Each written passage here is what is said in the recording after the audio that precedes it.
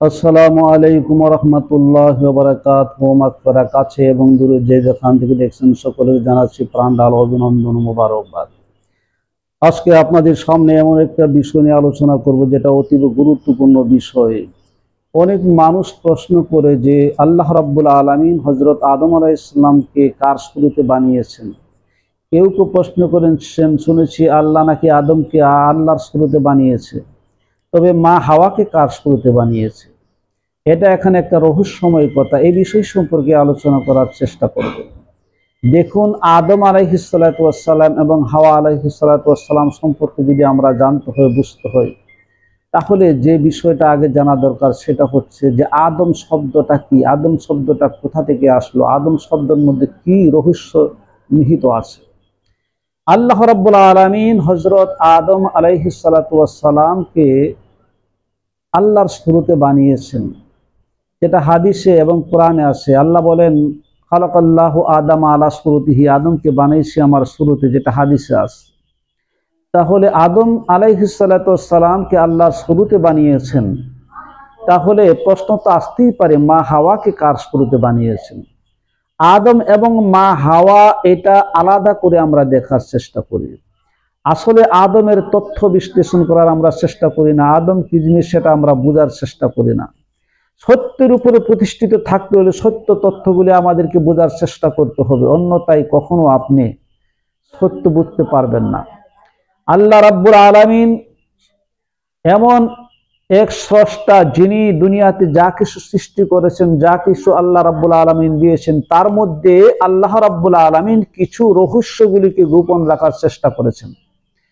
তো এই রহস্যগুলি আমাদেরকে বুঝতে হবে। আল্লাহ কোরআনুল কারিমের মধ্যে বলেন আলিফ লাম মিম হা মিম কাফ নুন ইয়াসিন তহা, এই সমস্ত কিছু আয়াতকে আল্লাহ এমন রহস্যময় করে দিয়েছেন যেগুলি মানুষ এখনো রহস্য উদ্ঘাটন করার জন্য প্রচেষ্টা চালাচ্ছে, কিন্তু সফল হতে পারছে না। কেউ পারছে, কেউ পারছে না তার রহস্যগুলি জানতে। তো আল্লাহ রাব্বুল আলামিন সৃষ্টির মধ্যে এমন কিছু রহস্য রেখে দিয়েছেন, যা স্পষ্ট প্রকাশ করার পরও কিছু কিছু রহস্যকে আল্লাহ গোপন রাখার চেষ্টা করেছেন। দেখেন, এখানে আদম আলাইহিস সালাতু ওয়াস সালাম এবং মা হাওয়াকে আল্লাহ সৃষ্টি করেছেন। কোন উদ্দেশ্যে, কি কারণে সৃষ্টি করেছেন? আল্লাহ সৃষ্টি করতে চাইলেন, ফেরেশতারা বললেন ইয়া রাব্বুল আলামিন, আপনি কেন তাদেরকে সৃষ্টি করতেন? আমরাই তো আপনার ইবাদত দাসত্ব বন্দী করার জন্য যথেষ্ট। মানুষ জাতি সৃষ্টি করার কি প্রয়োজন আছে? আমরাই তো আপনার জন্য গোলামি করছি, দাসত্ব করছি, তাবেদারি করছি। আল্লাহ রাব্বুল আলামিন বলেন, আমি যাহা জানি তোমরা তাহা জানো না, আমি প্রতিনিধি সৃষ্টি করব। তো আদম আলাইহিস সালাতু ওয়াস সালামকে আল্লাহ রাব্বুল আলামিন সৃষ্টি করলেন আল্লাহর শুরুতে। কোথায় সৃষ্টি করলেন? জান্নাতের মধ্যে। তো জান্নাত সম্পর্কে কোরআনের তাফসীরে দেখেন, লা তাকরাবা হাযিহিস শাজারাতা ফাতাকুনা মিনাজ জালিমিন, এই আয়াত আল্লাহ বলেছেন যে বেহেশতের মধ্যে তোমরা থাকো, খাও, ভক্ষণ করো, কিন্তু ওই গাছের নিকটে যাও না, এই বৃক্ষের কাছে যাও না। বৃক্ষটা কি? কোন বৃক্ষের কাছে আল্লাহ যাওয়ার কথা নিষেধ করেছেন? কেনই বা করেছেন? তাফসীর কারকরা অনেকে লিখেছেন এই যে উদ্যান, এই যে বৃক্ষটা ছিল, সেটা একটা জান্নাত ছিল, যে জান্নাত সম্পর্কে আল্লাহ ভালো জানেন। আবার অনেকে লিখছেন এটা দুনিয়াতেই কোনো একটা উদ্যান ছিল, যে উদ্যানের মধ্যে আদম এবং হাওয়া ছিল। কিন্তু আসল রহস্য হচ্ছে এই উদ্যান আল্লাহর সান্নিধ্যে যেখানেই থাক না কেন, এই উদ্যানে আদম এবং হাওয়া আলাইহিস সালাতু ওয়াস সালাম ছিলেন। তো আল্লাহ তাদেরকে সৃষ্টি করেছেন আল্লাহর শুরুতে। এখন আদমকে আল্লাহর শুরুতে সৃষ্টি করলেন, খালাকাল্লাহু আদম আলা শুরুতিহি। তো প্রশ্ন তো আসতেই পারে, মা হাওয়াকে আল্লাহ কোন শুরুতে সৃষ্টি করছেন? এই প্রশ্ন অনেকেই করে থাকে আমার কাছে, যে তাহলে হাওয়াকে কার শুরুতে আল্লাহ সৃষ্টি করেছেন। দেখেন, আদম শব্দের মূল রহস্যই যদি আমরা না বুঝতে পারি, আদম শব্দের যে আসল কথা যদি আমরা না বুঝি, আদম এবং হাওয়া আলাইহিস সালাতু ওয়াস সালামকে আলাদা করে বোঝার চেষ্টা করি, তাহলে কখনো আপনি সত্য তথ্য খুঁজে পাবেন না। কারণ আল্লাহ রাব্বুল আলামিন আদম বলতে কি বুঝাইতে চাইছেন? আদম বলতে এমন একটা শব্দ আদম, যেই শব্দের মধ্যে শুধু আদম নামের কোনো ব্যক্তি এখানে উপস্থিত না, শুধু এখানে হাওয়া আলাইহিস সালামও ছিলেন। অর্থাৎ হাওয়া আলাইহিস সালাতু ওয়াস সালাম এবং আদম আলাইহিস সালাতু ওয়াস সালাম উভয়জনকে মিলেই বলা হয় আদম। তো আদম আলাইহিস সালাতু ওয়াস সালামকে আল্লাহ রাব্বুল আলামিন আল্লাহর শুরুতে বানিয়েছেন। আবার যেটা হাদিসে আসছে যে হাওয়া আলাইহিস সালাতু ওয়াস সালামকে আল্লাহ রাব্বুল আলামিন হযরত আদমের পাঁজরের হাড় দিয়ে বানিয়েছেন, বাম পাঁজরের হাড় দিয়ে। তো অনেকে বলে আদম মাটির তৈয়ার, কিন্তু হাওয়া কিন্তু মাটির তৈয়ার নয়, হাওয়া হচ্ছে হাড়ের তৈয়ার। এই বোকারাম কিছু আলেম যারা এই কথা বুঝতে পারে না যে আদম যদি মাটির তৈয়ার হয় তো আদমের সর্বাঙ্গ সবই তো মাটির তৈয়ার, তো হাড়টা এটা কি লোহার তৈয়ার নাকি? হাড় তো মাটিরই তৈয়ার, তাহলে মাটির তৈয়ারি হাড় দিয়ে হাওয়াকে বানাইলে তো মাটির তো তৈয়ারি হলো, এখানে হাড় আবার আলাদা নাম কি হলো? আসলে নাম আলাদা হইতে পারে কিন্তু মৌলিক বিষয় কিন্তু এক। আল্লাহ রাব্বুল আলামিন সোজা কথা হাওয়া এবং আদম আলাইহিস সালাতু ওয়াস সালামকে আল্লাহ মাটি দিয়ে বানিয়েছেন। তো মাটি দিয়ে বানানোর পর কোন শুরুতে বানিয়েছেন সেটা আল্লাহ বলছে যে আমি আদমকে আমার শুরুতে বানিয়েছি। তাহলে আদম যদি আল্লাহর শুরুত হয়, আদমের হাড় দিয়ে যদি হাওয়া সৃষ্টি হয়, তাহলে তো শুরুতে একই হলো। বোঝা গেল যে নারী আদম এবং হাওয়া আল্লাহর শুরুতেই আল্লাহ রাব্বুল আলামিন আদম এবং হাওয়াকে সৃষ্টি করেছেন। তো তাদেরকে সৃষ্টি করার কারণ কি, আল্লাহর শুরুতে সৃষ্টি করার কারণ কি, এখানেই কিন্তু আসল রহস্যটা লুকায়িত। আল্লাহ রাব্বুল আলামিন নিষেধ করলেন তোমরা ওই গাছের নিকটে যাও না, তারপরও তারা ওই গাছের নিকটে গেল, আল্লাহর আদেশ নির্দেশ লঙ্ঘন করলো। আল্লাহর পিয়ারা বান্দা বান্দি হওয়ার পরও আল্লাহর আদেশকে তারা অমান্য করার কারণটা কি? কি দশা হলে, কি কারণ হলে, কি রহস্য হলে একজনে আল্লাহর আদেশকে অমান্য করতে পারে? এটাও আবার জান্নাতের মধ্যে।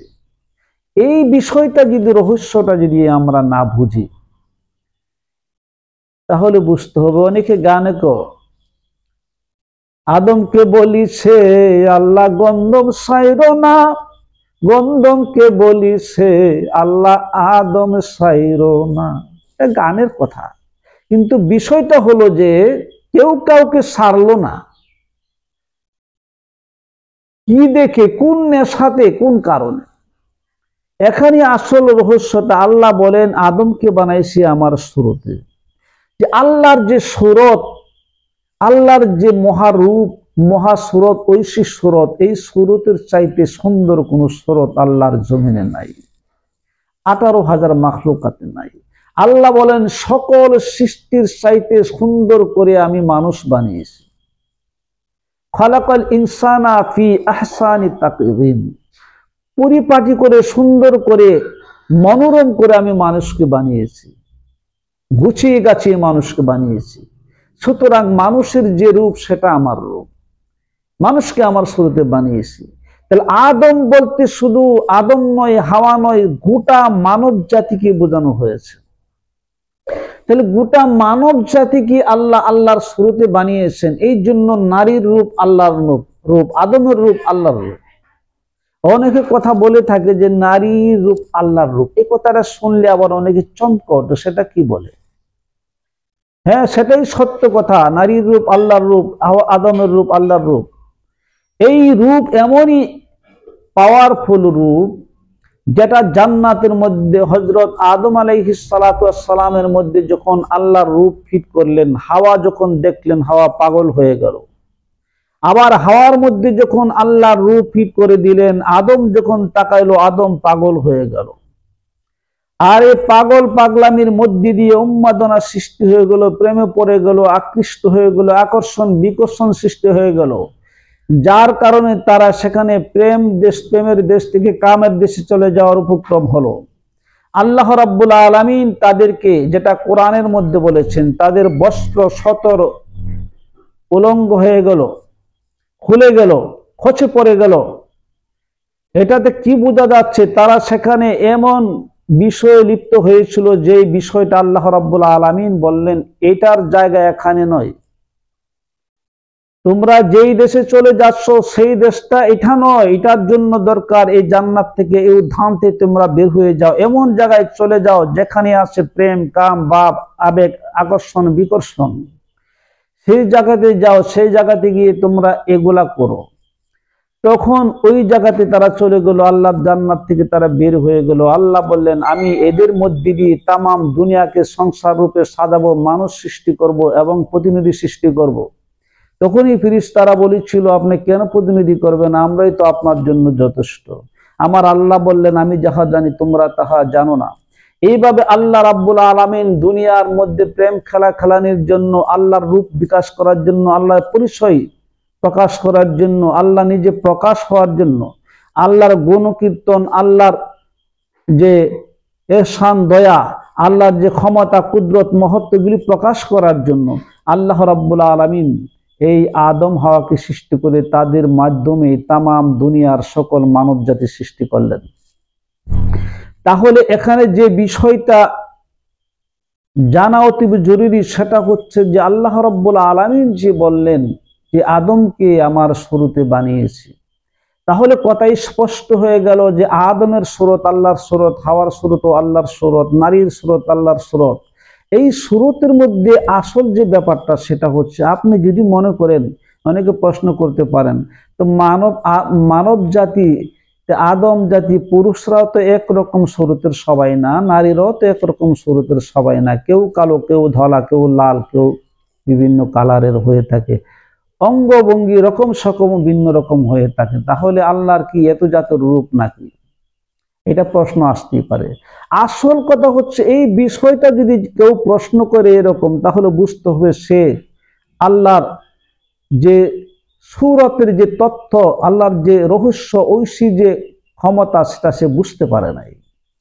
কারণ আমি ওই সুরতের কথা বলছি, যখন কোনো মানুষ আল্লাহর সুরত খুঁজতে যায়, সেটা মানুষের মধ্যে খুঁজে, জীব জন্তু পশু পাখি তৃণলতা বৃক্ষলতা যেখানে তাকান না কেন সেখানেই আল্লাহর রূপ দেখতে পাবেন। অর্থাৎ আল্লাহর রূপ এমন একটা রূপ, ঐশী রূপ, যেই সুরত প্রতিটা বিষয়ের মধ্যে আছে। তো ওই বিষয়টা যখনই আল্লাহর সুরত ধারণ করে, তখন তার মধ্যে মায়াবীয়তা এবং তার মধ্যে কোমলতা, তার মধ্যে নম্রতা, ভদ্রতা, তার মধ্যে যে চাকচিক্যময় মাধুর্যতা আছে সেটা সৃষ্টি হয়। এই জন্য কালো মানুষের দিকে মানুষ তাকালো আকৃষ্ট হয়। কালো মানুষের মধ্যে এমন মানুষ রয়েছে যাদেরকে দেখলে মন ভরে যায়। আবার অনেক মানুষ সুন্দর মানুষের মধ্যে রয়েছে যাদেরকে দেখলে মন ভরে যায়। তাহলে এই যে রূপটা ফুটে ওঠে, যেই রূপটা ফুটে ওঠে, সেটা যদি কোনো মানুষ দুনিয়ার স্বার্থে কামকাতুরতার মধ্যে দেখে, তাহলে সে কখনো আল্লাহর সুরত দেখতে পারবে না। আল্লাহর সুরত দেখতে হলে সে আল্লাহওয়ালা হতে হবে। আল্লাহওয়ালা হয়ে সে আল্লাহর কুদরত নিয়ে চিন্তা করার মন মানসিকতায়, এবং তার মধ্যে আল্লাহর যে অন্বেষা, এটা সৃষ্টি করে যখন সে তার মধ্যে তাকাবে, তখন দেখতে হবে প্রতিটা সৃষ্টিকণার মধ্যেই আল্লাহর রূপ ফুটে ওঠে। তখন সে আল্লাহর শুকর গুজারি করতে শুরু করবে, আল্লাহর গুণকীর্তন করতে শুরু করবে, আল্লাহর প্রশংসা করতে শুরু করবে। আর এই জন্যই আল্লাহ বলেন যে তোমরা মানুষকে ভালোবাসো।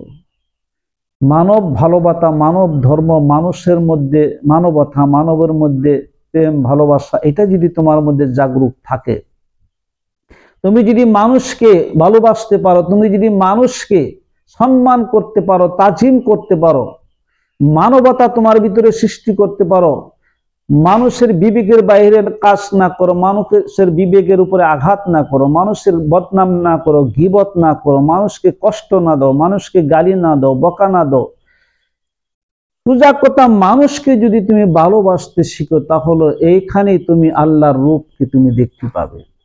এই জন্য যারা আল্লাহওয়ালা তাদের সংস্পর্শে থাকার কথা বলা হয়েছে।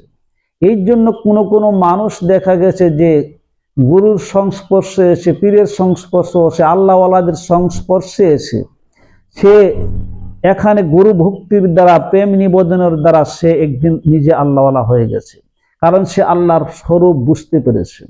এই জন্য আল্লাহকে চিনতে হলে, জানতে হলে নিজে ভালো মানুষ হতে হবে এবং ভালো মানুষের সঙ্গ ধারণ করতে হবে।